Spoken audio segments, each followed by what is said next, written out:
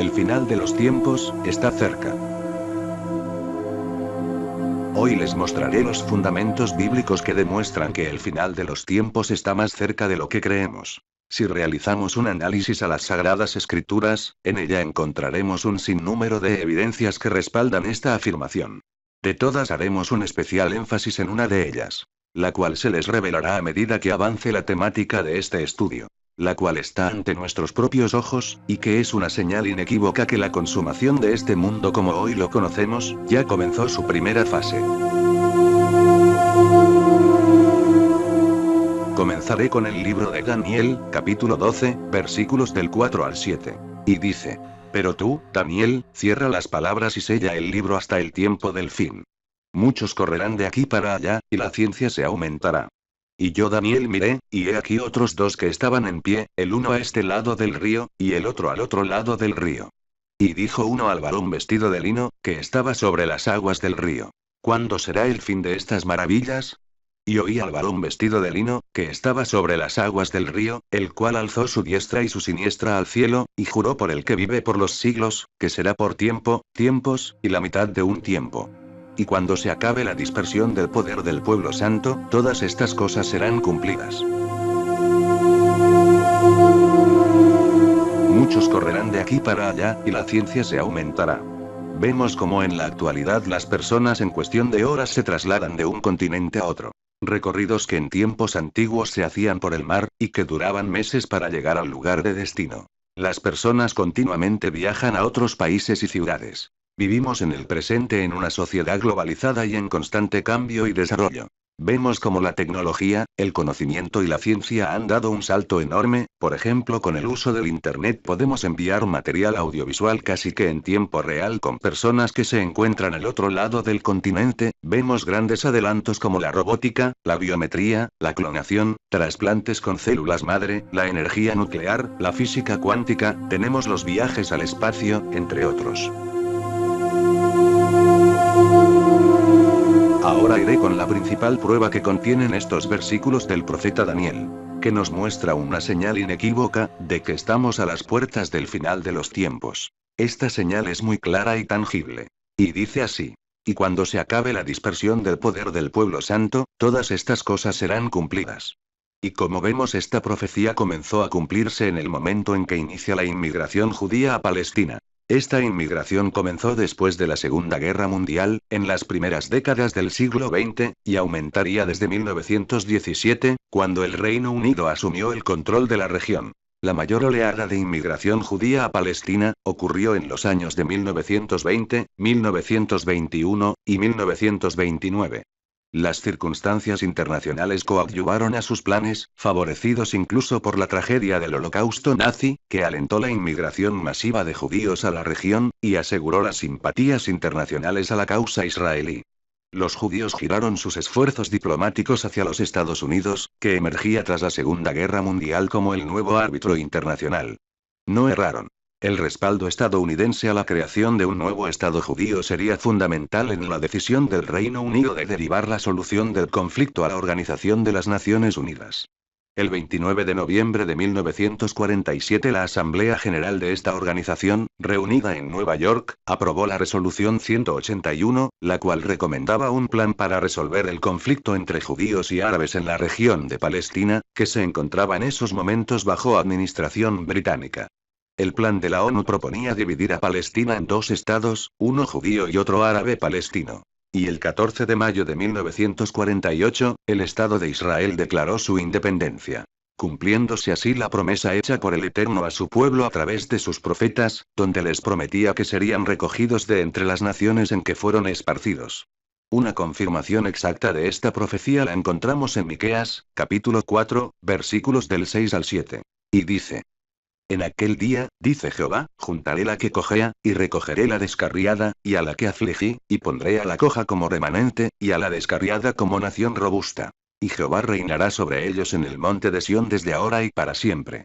Lo anterior nos lo confirma nuestro Señor Jesús, en la parábola del Hijo Pródigo, la cual se encuentra en Lucas, capítulo 15, versículos del 11 al 32. donde un padre tiene dos hijos, y el menor decide pedirle la herencia, y se va para tierras lejanas, y desperdicia sus bienes, viviendo perdidamente. Cuando llega una gran hambre sobre esta provincia, este hijo pródigo termina cuidando cerdos, y ni aún puede comer del alimento que se les suministra. Hasta que volviendo en sí, reflexiona, de cómo en casa de su padre aún los siervos comen pan y él muriendo de hambre. Hasta que decide regresar para decirle, Padre, he pecado contra el cielo y contra ti, ya no soy digno de ser llamado tu hijo. Hazme como a uno de tus siervos.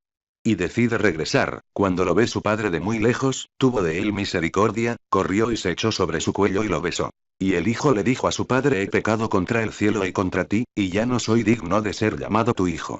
Pero el padre dijo a sus siervos, sacad el mejor vestido y vestidle, y poned un anillo en su mano, y calzado en sus pies. Y traed el becerro gordo, y matadlo, y comamos y hagamos fiesta. Porque este mi hijo muerto era, y ha revivido. Se había perdido, y es hallado. Y comenzaron a regocijarse. Y su hijo mayor estaba en el campo. Y cuando vino, y llegó cerca de la casa, oyó la música y las danzas. Y llamando a uno de los criados, le preguntó qué era aquello. Él le dijo: Tu hermano ha venido. Y tu padre ha hecho matar el becerro gordo, por haberle recibido bueno y sano. Entonces se enojó, y no quería entrar. Salió por tanto su padre, y le rogaba que entrase. Mas él, respondiendo, dijo al padre: He aquí, tantos años te sirvo, no habiéndote desobedecido jamás, y nunca me has dado ni un cabrito para gozarme con mis amigos. Pero cuando vino este tu hijo, que ha consumido tus bienes con rameras, has hecho matar para él el becerro gordo. Él entonces le dijo: Hijo, tú siempre estás conmigo, y todas mis cosas son tuyas. Mas era necesario hacer fiesta y regocijarnos, porque este tu hermano era muerto, y ha revivido. Se había perdido, y es hallado. Procediendo a explicar esta parábola. El hijo pródigo es el hijo menor de José, Efraín, el cual representa a las tribus perdidas de la casa de Israel, las cuales fueron dispersadas entre las naciones paganas. El cerdo es un animal inmundo, entonces cuando la parábola nos dice que termina cuidando cerdos, es el estado de Efraín el cual adopta las costumbres paganas de las naciones donde fue esparcido. Y cuando su hermano mayor manifiesta que Efraín ha consumido sus bienes con rameras, se está refiriendo a la idolatría, de cómo Efraín terminó prostituyéndose tras dioses ajenos. Pero llega un momento en que Efraín se da cuenta de su inmundicia y regresa nuevamente al padre. Su hijo mayor, el cual es representado por Judá, siente envidia por su hermano menor. Pero su padre le recalca que todo lo que él tiene es suyo. Y esto se refiere a que el hermano mayor, Judá, heredaría a Jerusalén y a su monte santo. Y su hijo menor es limpiado de su inmundicia y se convierte en un remanente entre las naciones. Es importante aclarar la simbología que encierra la parábola del hijo pródigo, para que no hayan malas interpretaciones. En esta parábola son dos hermanos. El hermano mayor siempre ha estado con su padre y lo ha obedecido, es por esto que el padre lo hace heredero de todo lo que tiene. Este hermano mayor, que es Judá, representa a las tribus de Israel que no se contaminaron con las naciones paganas, y son fieles a la Torá y cumplen con todos los mandatos, leyes y estatutos dados por el Altísimo a su pueblo. El hijo menor Efraín representa a las demás tribus de Israel que fueron esparcidas entre las naciones, y que se mezclaron con ellas, adoptando todas estas costumbres paganas, prostituyéndose y yendo tras falsas doctrinas. Un claro ejemplo de que Efraín representa a las tribus perdidas de la casa de Israel lo encontramos en Génesis capítulo 48, versículos del 12 al 17. Donde Jacob bendice al menor Efraín, haciéndolo más importante que su hermano mayor Manasés, y profetizando que sería cabeza de naciones. Ahora les demostraré, basado en las escrituras, por qué la oveja que cojea es Efraín. Tomaremos a Jeremías, capítulo 31, versículos 18 y 19. Y dice: Escuchando, he oído a Efraín que se lamentaba. Me azotaste, y fui castigado como novillo indómito. Conviérteme, y seré convertido, porque tú eres Jehová mi Dios. Porque después que me aparté tuve arrepentimiento, y después que reconocí mi falta, herí mi muslo. Me avergoncé y me confundí, porque llevé la afrenta de mi juventud. Como dice la profecía de Jeremías, herí mi muslo. Es por esto que Efraín es representado como la oveja que cojea. Jesús fue enviado sino a las ovejas perdidas de la casa de Israel. Lo anterior lo encontramos en Mateo, capítulo 15, versículo 24. Así. Él respondiendo, dijo: No soy enviado sino a las ovejas perdidas de la casa de Israel. Por eso él como buen pastor llama a sus ovejas. Él conoce sus ovejas, y las ovejas conocen su pastor. Por eso Jesús decía: los primeros serán postreros, y los postreros, primeros. Porque muchos son llamados, mas pocos escogidos. Porque Él como buen pastor recogerá primero a la oveja coja, que es Efraín, que representa a las tribus perdidas de la casa de Israel. Y posteriormente recogerá a la oveja descarriada, que es su hermano mayor Judá.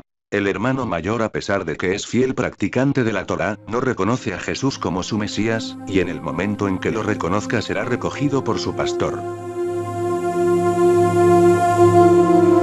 Después de haber realizado esta explicación a modo de preámbulo, ahora procederé a explicar del por qué estamos cerca del final de los tiempos. Como lo habíamos mencionado anteriormente, el profeta Daniel, en el versículo 7, del capítulo 12, dice una de las señales del final de los tiempos. Y dice: y cuando se acabe la dispersión del poder del pueblo santo, todas estas cosas serán cumplidas.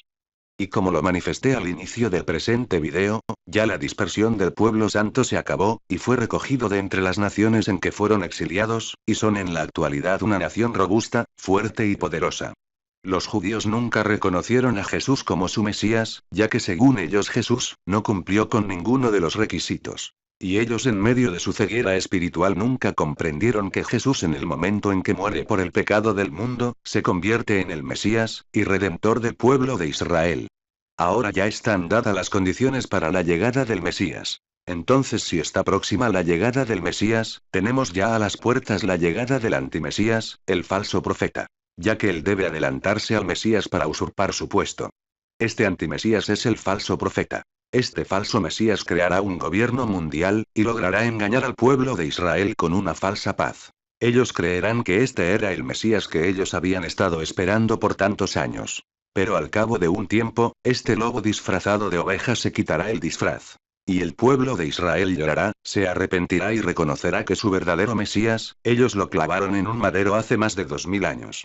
Y cuando esto ocurra será la redención tanto de la oveja que cojea, como la descarriada, y será la entrada triunfal de todo el pueblo de Israel al descanso del Altísimo. Bueno, acá ya me despido. Si quieren conocer la identidad del anticristo y del falso profeta, saber quiénes son los dos testigos del Apocalipsis, conocer el significado del sueño de la estatua del rey Nabucodonosor, saber cuál es la marca de la bestia, las mentiras de Pablo de Tarso, la explicación de los sellos del Apocalipsis, y conocer el engaño de Satanás a través del cristianismo romano. Los invito a que ingresen a mi canal, y a que se suscriban.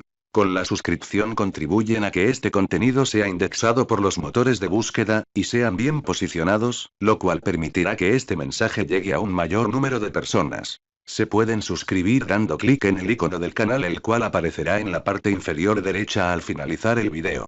No olviden calificar y dejar sus comentarios. Si usted cree que este mensaje es verdad, y reconoce su inmundicia, y decide volver al Altísimo, buscándolo en las sendas antiguas, saliendo de Babilonia la Grande y sus filiales, es porque usted es de esas ovejas perdidas de la tribu de Israel. Lo invito a que despierte y escuche el llamado, porque está muy avanzada la tarde, y pronto llegará la noche. Y como dice las Sagradas Escrituras: buscad a Jehová mientras puede ser hallado, llamadle en tanto que está cercano. Hasta la próxima.